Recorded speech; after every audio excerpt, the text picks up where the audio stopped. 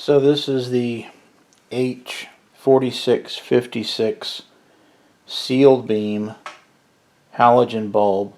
It has a low and a high beam in it. And your car probably came with a wiring harness for you to plug in. There's only one way to plug it in, as you can see.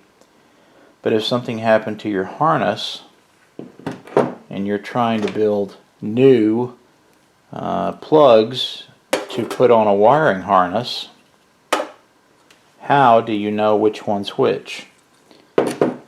I've searched the internet and I have quite literally found 4 different ways of doing this, and I'm amazed that no one really seems to know for sure. So I figured, you know what, I'm just going to dig into this matter and settle it once and for all. So thanks for tuning in. Stay tuned. Here we go.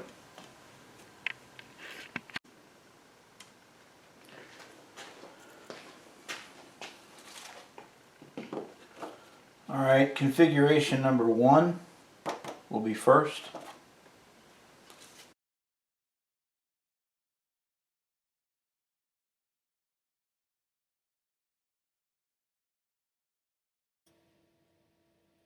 So what I'm basically doing here is hooking a DC amp meter onto the wires on the headlights, trying to get an idea of exactly how much amperage it's pulling in the different configurations. I'm speeding up the film because of the fact that it would be dreadfully boring just to watch the whole thing. So anyway, here's a little commentary while the film is sped up, just to tell you what I'm doing.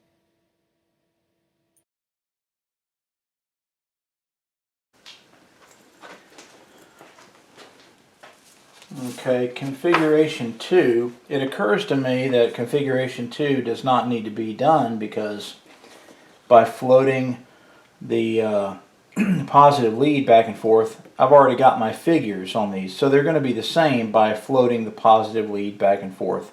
So I'm just going to go ahead and fill that in real quick.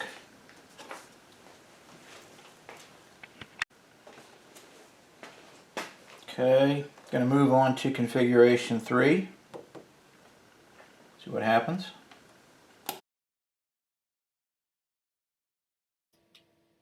My goal in taking the DC amp readings was to convert that over to DC wattage and see if I could match up what the bulb was supposed to be putting out in its low beam configuration and what it was supposed to be putting out in its high beam configuration, and take those numbers and make them match up and try to figure out exactly which way the wires were supposed to go, rather than just, trial and error, willy-nilly trying to do it by sight, because sometimes the human eye just is not really capable of determining which one's a low and which one's a high beam.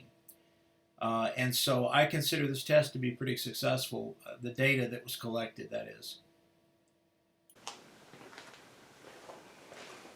Okay, once again with configuration 3, there's no need to run a test on 4 because the ground stayed the same and all I did was swap the high and the low. So it's basically, not a player. You're just swapping 2. You've already recorded these numbers. All you got to do is swap them around. So we're going to move on to configuration number 5, which puts the ground over here, the high, the low.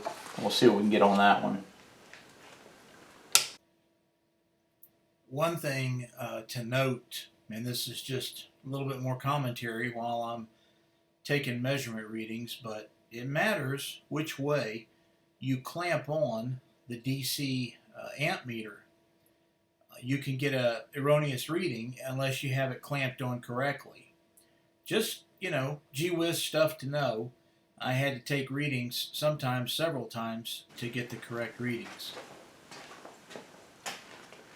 Okay, so based upon these 6 tests,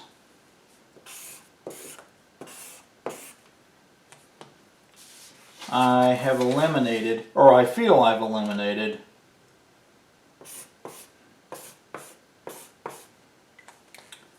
2, 3, 4, 5, and 6.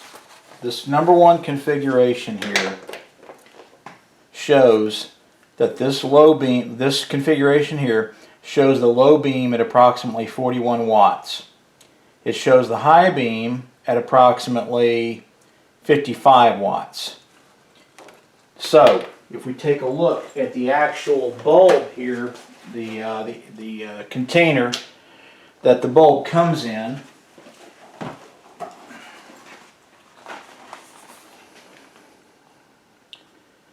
(40 watt, 55 watt.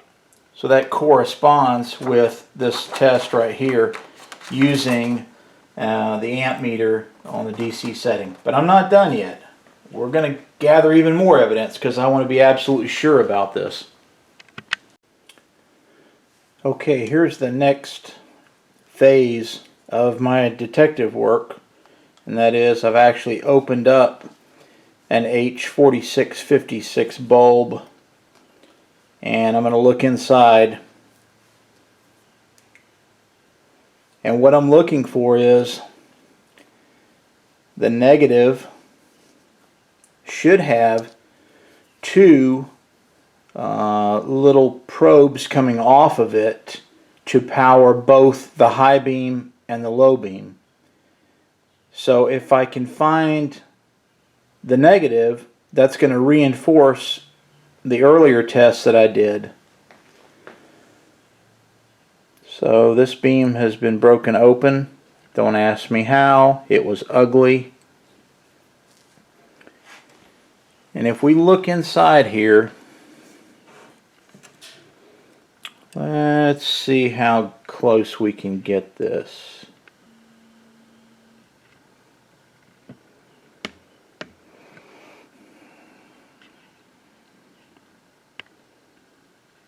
Right here, you will see that it is this one right here to the far right on the camera here that has two probes coming out to come up here and join the tungsten. So I'm convinced that this is the common ground right here on the right hand side, and I'm going to mark that on the back of this broken bulb so we can keep up with it. Okay, my next test is going to be putting the hot lead onto the individual prongs again, and what I'm looking for is, I know that the larger filament is going to be the bright beam, the smaller filament is going to be the standard beam or the low beam. So we'll go ahead and turn on our power supply. I have the ground hooked back to what we established was indeed the ground, so I know that's the ground for sure, but the high and low beam, still trying to figure it out. I'm going to put on my sunglasses so I can look a little bit better. Okay, let's see what we got here.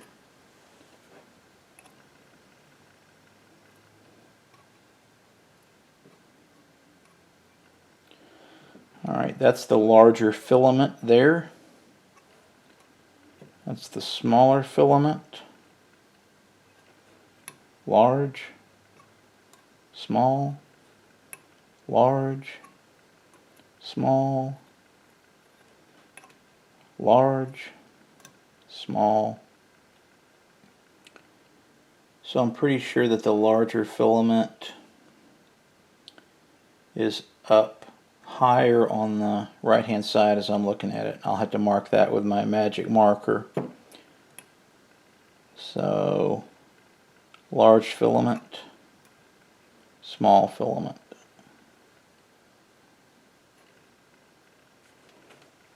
Okay, I'm going to go ahead and flip that off.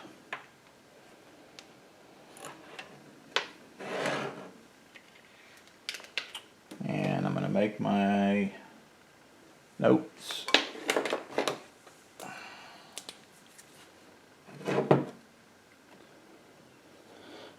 that this filament here is the smaller, and this one here is the larger. This one here is the smaller. Alright, we'll move on. Okay, I'm going to wrap up my tests, and some things I'm absolutely 100% positive about, some things I'm about 99% sure about.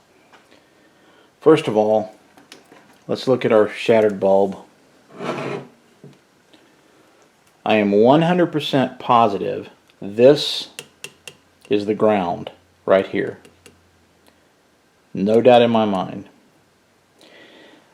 I am also 100% sure that this is the small filament and this is the large filament. Now, this corresponds to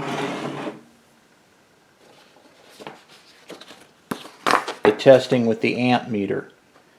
And configuration 1 was the configuration that matches up exactly with what this headlight is rated to.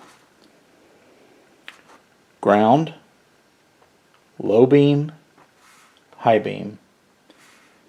The ground takes 3.3 amps on low beam, which corresponds to 3.2 right here on this low beam, which corresponds to 40 watts.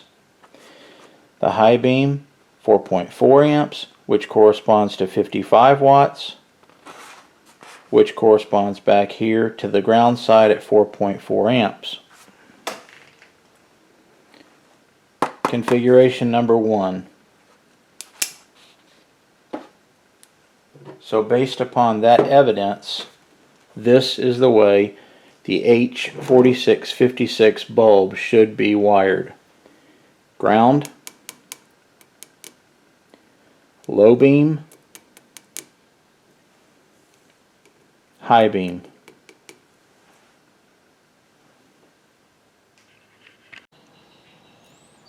Okay, here's my final wrap up based upon the research that I've done.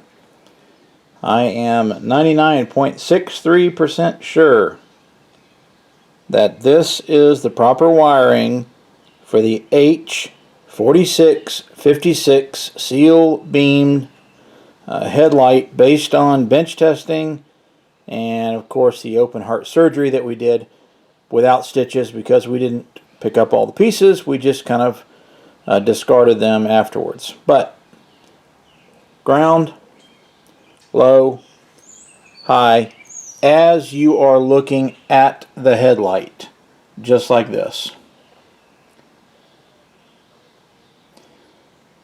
Thanks, I hope this helps someone out, and have a wonderful day.